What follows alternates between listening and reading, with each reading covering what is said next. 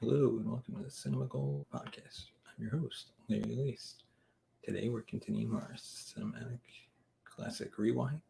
This week we're finishing up the franchise of the Mighty Ducks, reviewing Mighty Ducks 3. We'd like to thank our sponsor, Poddex, for sponsoring this episode. Visit poddex.com and use code CinemaGold for 10% off your order. So let's get to it. Where to start with this movie? Let's go with this film was not as bad as I remember it. Unfortunately, it doesn't mean it's good either. If I had to describe it in one sentence, I'd say it was a weak concept pushed forward despite missing and unmotivated stars, and was not well executed. But that is far from telling the whole story. So let's dig in a little deeper.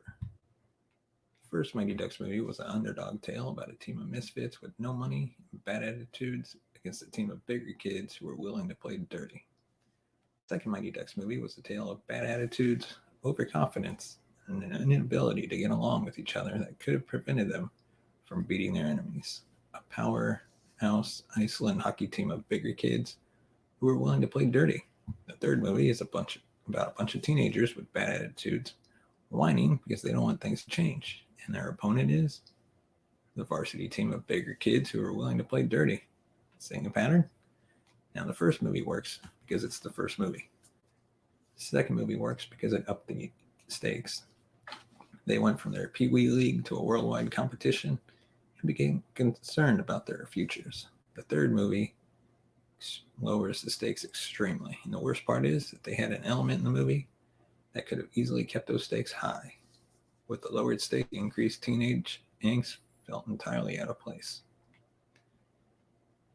And now the missing stars. As I noted in last week's review, one of the improvements going from the first to the second was the ditching of their unremarkable characters combined with the addition of several new ones who were far more interesting. This movie removed several characters without adding any new allies to the team. Emilio Estevez may get top billing in this film, but he's only around for 20 minutes of the runtime due to two expositional things and scene and serve as a deus ex machina. Can never say that right. Was not included in this movie. Jesse Hall, one of the original Ducks who made it through the second film, was not included in this movie. That's what I meant to say. And Dean Portman is only present at the beginning of the film to accept the scholarship with everyone else, and at the end of the film to check a couple of guys before getting put in the penalty box. I don't know how much the movie suffered without them, but the movie seemed to suffer from a lack of energy among the cast members who remained.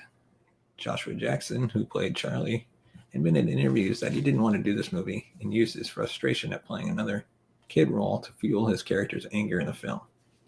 It's not hard to imagine that some of the other actors were ready to move on to other things as well. Even the writer of the first two films was ready to move on. They had to add 2 more writers to complete the script, which surely didn't help keep the writing tight or coherent. Combine a weak concept with a bunch of creators who don't seem like they want to be there, and you're going to get a film that lacks the ability to get a lot of audience members invested. And now, the part where we talk how it was executed poorly. Now is where we come back to how they could have made the film. They had significantly better with only small changes. Eden Hall, the private high school the Ducks all earn a scholarship to, is both a hockey and academic powerhouse. This is a massive opportunity for those kids, especially because most of them, as we saw in the first film, wouldn't have been able to afford to attend it on their own. That means these scholarships should be a huge deal. In the end, only one of the Ducks expresses any dismay at the thought of losing his scholarship, right up until the dean announces that they're going to have their scholarships revoked for their poor play. At that point, everyone is upset, but it seems like none of them are concerned with losing their educational and athletic opportunities. They don't even seem afraid that they might get separated from each other. They seem to be upset because the script says they are upset now.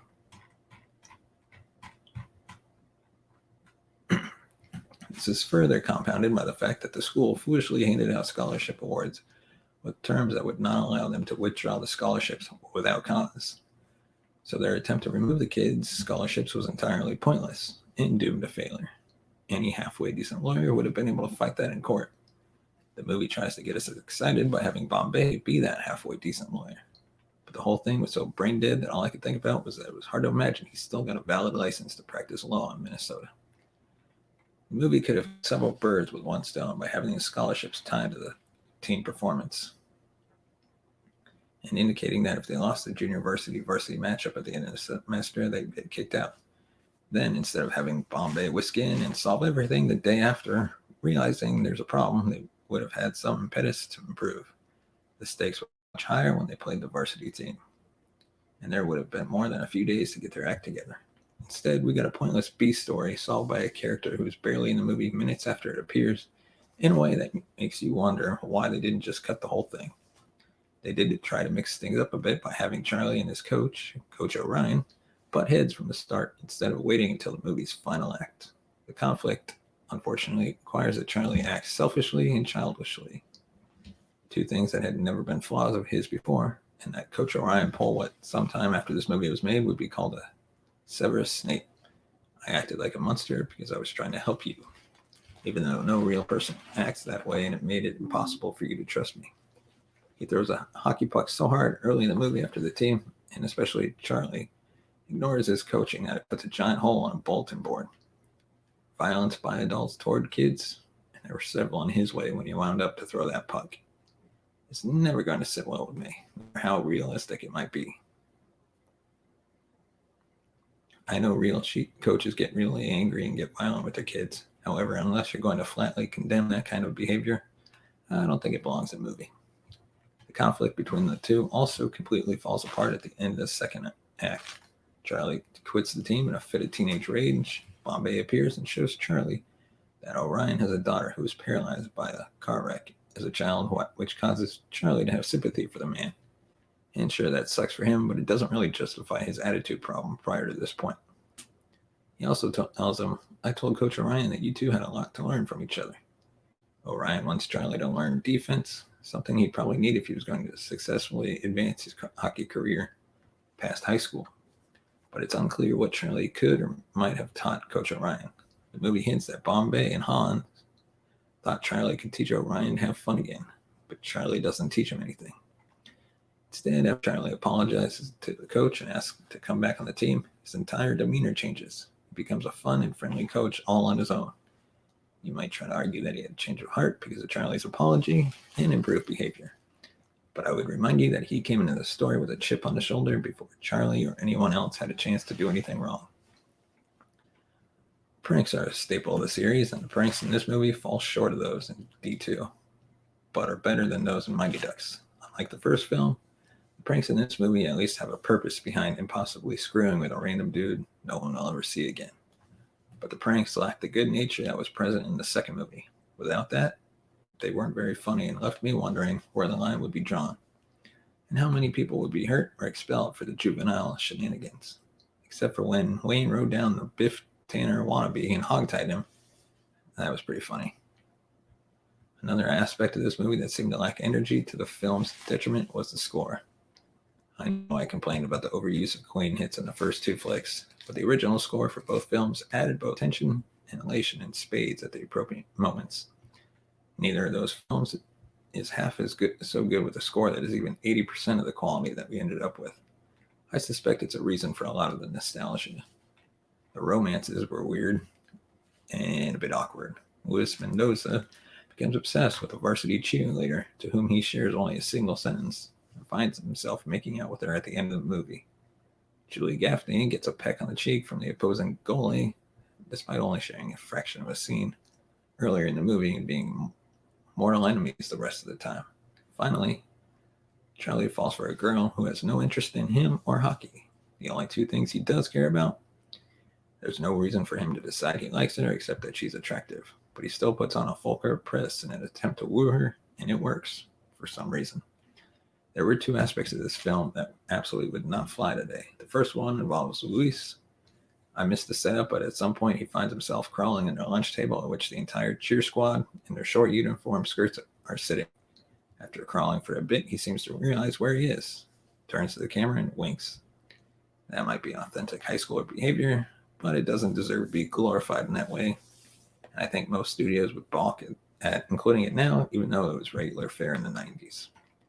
The other thing that absolutely would not happen now is the use of Native American iconography in the team's mascot. The Eden Hall teams are called the Warriors at the beginning of the film. Their logo is reminiscent of one of the Washington football team had before they were finally pressured into changing their name. And just in case you thought the push to stop appropriating Native Americans as mascots started only recently, we found out the team name because Charlie's love interest is seeking petition signatures to change the names because it's offensive. In the end, the team name is changed to Duck for Charlie's bet with the varsity captain and the apparently all-powerful hand of Coach Bombay. But they wouldn't have used that logo in the first place if the movie was made now. Honestly, the movie would have been better if the team had been called the Eden Hall Hawks. It's an offensive mascot, but would have struck an ugly chord in all the Ducks and helped justify their reluctance to let go of their Duck name and adopt their future. The first movie's moral was something like work hard, play by the rules, and win. The second movie's moral was to play for pride instead of money. This film's moral was refuse to let go of your childhood team name, and your hard-ass high school coach will eventually give in. Also, we now have 3 movies worth of evidence that none of these kids can play worth crap unless Ducks jerseys. I hope when they become adults, like Anaheim Mighty Ducks, drafted them all. Does this movie hold up? I guess. It's not awful, but it doesn't stand up next to the second film. It borrows too many moments and too much nostalgia from both of the earlier films. The sheer amount of borrowing sits right on that line between homage and plagiarism and highlights just how much of a cash grab this film was. I'll never be one to complain about actors, directors, writers, and everyone else who works on a movie getting paid. I just prefer it when they get paid to make a movie that exists because there was a story worth telling instead of some producer deciding the name still had enough juice to squeeze something out of it, if they slapped it on some half-hearted effort. Thank you for listening to this episode of the Classic Rewind. Join us next week where we'll review another film from the past. And if you like what we offer, be sure to subscribe and like this video. You can subscribe to the podcast. Just search Cinema Gold on all major podcast platforms. And you can see our social media up here. So let us know what you thought. We'll see you next time.